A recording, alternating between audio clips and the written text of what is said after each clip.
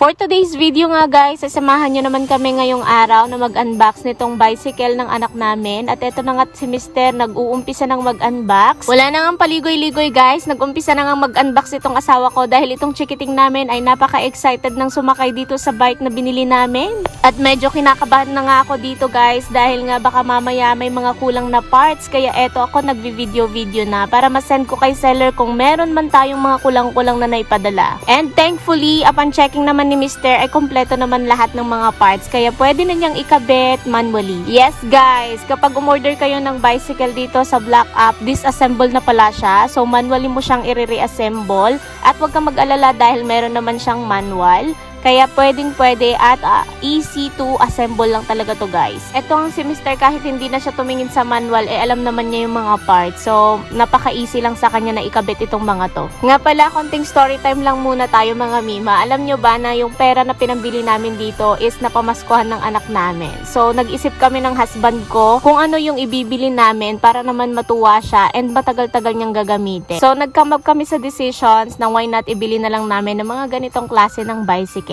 So, ang kagandahan kasi ng mga 3-wheel bicycle na to ay hindi na siya basta-basta matutumba.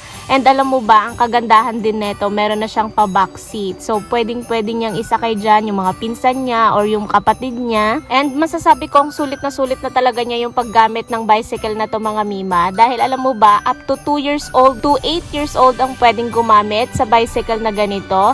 And napakaganda niya mga mima ko dahil pa vintage style pa. So talaga namang matutuwa yung mga anak nyo or yung mga inaanak nyo na reregaluhan nyo ng mga ganitong klase ng bike. Hindi pa nga umabot sa 1,200 yung presyo ng mga ganitong klase ng bike na nabili namin.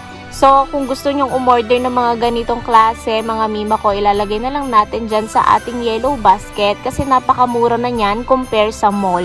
Kung balak mo ngang regaluhan ng mga ganitong klaseng bicycle yung anak mo or yung mga inaanak mo, na kung mima ko, mag-add to cart ka na or i-check out mo na siya ngayon dahil wala pang 1,500 yung kanyang presyo. Yes, mga mima ko, very affordable at napaka-practical na panregalo ngayong Pasko para sa mga inaanak at anak mo. Madami din pala itong klase ng color mga mima ko. So, it's up to you kung anong color yung want mo. Ilalagay na lang natin dyan sa basket para makapamili ka. So, kung nagbabalak ka nga mima ko na regaluhan yung anak mo or yung mga inaanak mo ng mga ganitong bicycle, nako mima ko, i-check out mo na yan dahil wala pang 1,500 pesos. Sulit na. O siya, hanggang dito na lang muna yung video natin. Thank you so much for watching. Bye!